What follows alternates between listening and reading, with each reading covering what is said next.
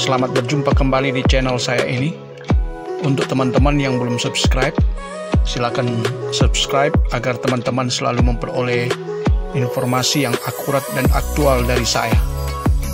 Selamat mengikuti.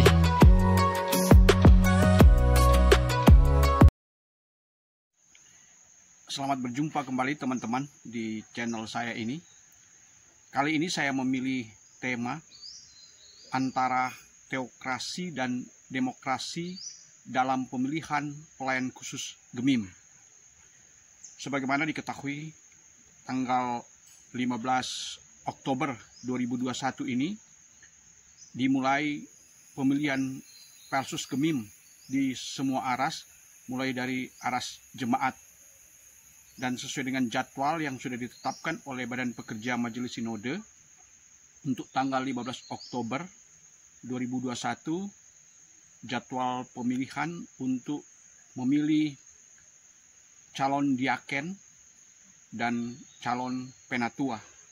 Kemudian pada tanggal 17 Oktober 2021 ada pemilihan komisi pelayanan kategorial untuk pria kaum bapa, wanita kaum ibu, pemuda, remaja, dan anak sekolah minggu. Dan sebagaimana sudah banyak dibicarakan, sudah banyak dibahas, baik di kalangan sinode, wilayah, maupun jemaat, pemilihan Pelsus atau pelayan khusus kali ini tentu memiliki warna lain karena sudah mengikuti tata gereja yang baru, yaitu tata gereja tahun 2021. Sinode juga sudah mengirimkan surat keputusan BPMS mengenai pemilihan di semua aras. Dan tentu ada riak-riak, tentu ada permasalahan-permasalahan di kalangan jemaat berkaitan dengan pemilihan Pelsus ini. Tapi kita semua berdoa agar jalannya pemilihan pelayan khusus ini berjalan sesuai dengan kehendak Tuhan, bukan kehendak kita. Jadi otoritas Allah sekali lagi akan menjadi hal utama dalam pemilihan Pelsus ini, karena kita semua meyakini bahwa Tuhanlah yang memilih kita, bukan kita yang memilih Tuhan. Jadi dalam berbagai pertemuan, dalam berbagai pembahasan sudah dijelaskan tentang kriteria-kriteria, tentang syarat-syarat. Dan tentu saya tidak akan mengungkapkan lagi hal-hal itu di dalam konten ini. Tetapi saya mau menyoroti dari sisi teokrasi dan demokrasi sesuai dengan tema yang saya pilih saat ini. Bagi kita tentu memahami apa itu teokrasi dan apa itu demokrasi. Teokrasi adalah kata yang berasal dari theos dan kratein. Theos itu Tuhan dan kratein memerintah. Jadi yang memerintah adalah Tuhan. Jadi kehendak utama itu adalah Tuhan. Kemudian demokrasi juga memiliki pemahaman demo artinya rakyat dan kratein artinya memerintah. Jadi ada penonjolan tentang rakyatlah yang menentukan dalam memilih suatu pemimpin. Tetapi dalam kaitan dengan gereja, tentu kita harus memahami dalam berbagai aspek. Benar bahwa di dalam tubuh gereja pasti sudah dipengaruhi oleh sistem pemerintahan seperti tadi, yaitu teokrasi dan demokrasi. Tapi tentu sekali lagi bahwa pemilihan Pelsus itu berbeda dengan politik, karena politik kadang-kadang menggunakan segala cara. Sedangkan dalam gereja, semua harus mengikuti apa yang difirmankan oleh Tuhan. Sudah banyak contoh dalam proses-proses regenerasi dan pemilihan di dalam sejarah Alkitab, baik dalam perjanjian lama maupun perjanjian baru. Dan sesuai dengan apa yang kita baca dalam Alkitab, bahwa proses-proses pemilihan berjalan menurut kehendak Tuhan. Karena ini adalah gereja. Jadi biarlah otoritas Allah sekali lagi yang berkehendak.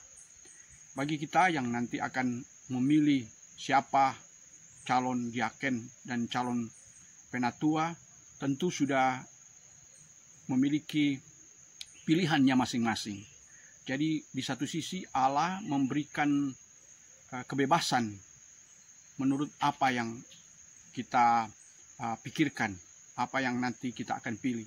Tapi di satu sisi Allah tentu memiliki rancangannya sendiri, karena rancangan Tuhan berbeda dengan rancangan manusia. Jadi sesuai dengan apa yang kita sudah baca, kita sudah terima dari penjelasan dari sinode maupun juga diejawantakan oleh panitia-panitia pemilihan, biarlah semua itu berjalan sesuai dengan apa yang sudah diputuskan dan apa yang sudah disepakati. Dan bila terjadi riak-riak, mari kita selesaikan secara bersama. Karena ini adalah memilih pelayan-pelayan Tuhan, bukan memilih pejabat, bukan memilih tokoh politik.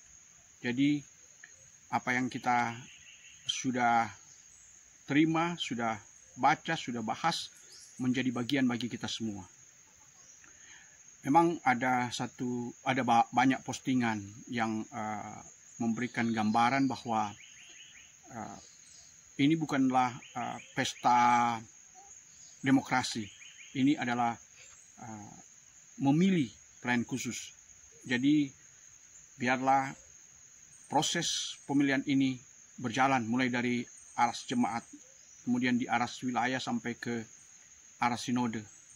Sesuai dengan kita baca dalam pengalaman-pengalaman pemilihan. Sebagai contoh, ketika Matias menggantikan Yudas, di situ ada proses di mana orang mengajukan nama-nama yang dinilai layak untuk dipilih sebagai pengganti Yudas. Dan setelah dalam pemilihan itu diajukan 2 nama dan Matiaslah yang dipilih. Dan dalam proses ini tentu lewat undi. Dan kita memang memilih suara terbanyak. Tapi juga ada undi kalau memang suaranya sama. Jadi ada proses-proses. Kita melihat saja dalam pemilihan nanti siapa yang akan terpilih. Bagi yang terpilih, marilah kita menjalankan tugas itu dengan benar. Tetapi siapa yang belum terpilih, bukan Tuhan tidak berkenan dengan kita, tapi ada tempat, ada suatu bagian bagi kita untuk Tuhan berikan menurut kehendak.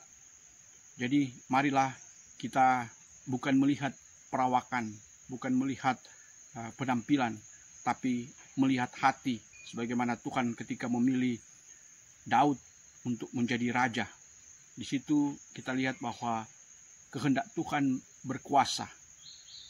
Itulah yang menjadi catatan bagi kita dalam pemilihan Persus Gemim di tahun 2021 ini dan akan berlanjut sampai ke arah sinode di tahun 2002. Kiranya Tuhan memberkati pemilihan Persus Gemim ini dan menjadi berkat bagi jemaat dan masyarakat umumnya, terutama di Tanah Minahasa dan juga di Indonesia, bahkan di seluruh dunia. Demikian, Tuhan memberkati. Amin.